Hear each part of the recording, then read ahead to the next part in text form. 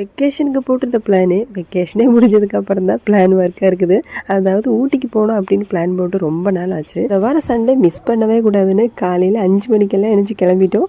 இப்போ கோயம்புத்தூர் எத்தி கொஞ்சம் நேரம் டைம் ஸ்பெண்ட் பண்ணிக்கலாம் அப்படின்னு சொல்லி ஒரு ½ அங்கே நின்றுருந்தோம். இப்போ பார்த்தீங்கன்னா 49 கிலோமீட்டர்ஸ் ஊட்டிக்கு இருக்குது. அதனாலே பிரேக்ஃபாஸ்ட்டு லஞ்சுக்கு ஆல்ரெடி நாங்கள் ரெடி பண்ணிகிட்டே போனதுனாலே பிரேக்ஃபாஸ்ட்டு முடிச்சதுக்கப்புறமா ஹில்ஸ் ஏறிக்கலாம் அப்படின்னு சொல்லி தான் பிரேக்ஃபாஸ்ட்டு முடிச்சதுக்கப்புறமா இப்போ ஹில்ஸ் எல்லாம் தொடங்கிட்டோம். ஹில்ஸ் ஏறிட்டானா என் பொண்ணு எனக்கே கண்ட்ரோல் பண்ண முடியாது, அந்த அளவுக்கு அவளுக்கு வாமிட்டிங் ப்ராப்ளம் இருக்குது. அதனால சாப்பிட்டு முடிச்சு ஹில்ஸ் எல்லாம் ஏறி ஓரளவுக்கு முடிச்சிட்டோம். ஃபஸ்ட்டு வந்து தொட்டப்பட்டா தான் போகிறோம். இப்போ தான் ஊருக்குள்ளே ஏறி இருக்கோம்.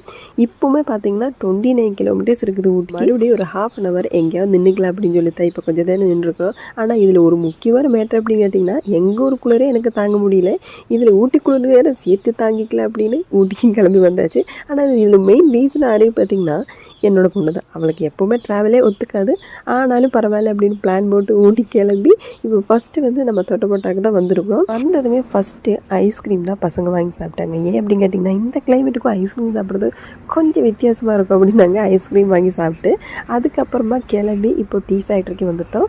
இதையெல்லாம் குழந்தையாக இருக்கும்போது அவங்க பார்த்தது. பெரிய பசங்களாக இருந்ததுக்கப்புறம் இப்போ தான் ஃபஸ்ட் டைம் அவங்க இதெல்லாம் பார்க்குறாங்க. ஃபஸ்ட் டைம் வந்து சாக்லேட்டு அப்புறமா இந்த டீ தூளெல்லாம் எப்படி பண்ணுறாங்க அப்படிங்கிறது பார்க்குறது வந்து ஒரு ஆர்வத்தில் வேண்டி தான் வந்திருக்கிறோம். இப்போ மேலே வந்து நம்ம இந்த ஊட்டியோட ரிவ்யூ பார்க்குறக்கு வேண்டி தான் இப்போ அந்த டீ ஃபேக்ட்ரிக்கு மேலே வந்து இந்த மாதிரி ஃபுல்லாக அப்படி தெரியும் அப்படின்னு தான் சொன்னாங்க. கரெக்டாக எனக்கு தெரியல. அப்போ அதையும் பார்த்ததுக்கப்புறமா கொஞ்சம் பர்ச்சேசிங், அதாவது சாக்லேட்டு தான். அது சாக்லேட்டு பார்த்ததுக்கப்புறம் கண்டிப்பாக சாக்லேட் வாங்காமல் இருக்க மாட்டாங்களே. சாக்லேட்டு வாங்கி அங்கே கொஞ்சம் டீ கொடுத்துருந்தாங்க. அந்த டீயும் குடித்ததுக்கப்புறமா சாக்லேட்டு அந்த மாதிரி கொஞ்சம் பர்ச்சேசிங் எல்லாம் முடிச்சதுக்கப்புறமா மறுபடியும் இனி அடுத்த கிளம்ப போகிறது பொட்டானிக்கல் கார்டன். அப்போ அங்கே இப்போ சாப்பிட்டு, அதாவது லஞ்ச் டைம் முடிஞ்சதுக்கப்புறம் தான் இப்போது பொட்டானிக்கல் கார்டனுக்கு வந்துட்டோம். இங்கே நிறைய ஃபோட்டோஸ் எடுத்து இங்கே தான் நாங்கள் நிறைய டைம் ஸ்பெண்ட் பண்ணது. எங்களுக்கு விளையாடுறதுக்கு இங்கே கரெக்டாக இருக்கும் அப்படின்னு சொல்லி இங்கே ஒரு 2 o'clock இருக்கும்போது வந்ததுக்கப்புறமா ஒரு 4:30 வரைக்கும் அவங்களை விளையாட விட்டோம். அந்த அளவுக்கு இப்படி எல்லாம் விளையாட முடியுமோ அந்த அளவுக்கு எல்லாம் விளையாட முடிஞ்சு ஃபோட்டோஸ் எடுத்து பர்ச்சேசிங், ரொம்ப பெரிய பர்ச்சேசிங் எல்லாம் முடிஞ்சு இங்கேருந்து கிளம்பும் போது நினச்சோம் பரவாயில்ல இந்த சண்டே ஊட்டி பிளானிங் ரொம்ப நல்லா போச்சு அப்படின்னு நம்பிக்கையில் தான் கிளம்புறோம்.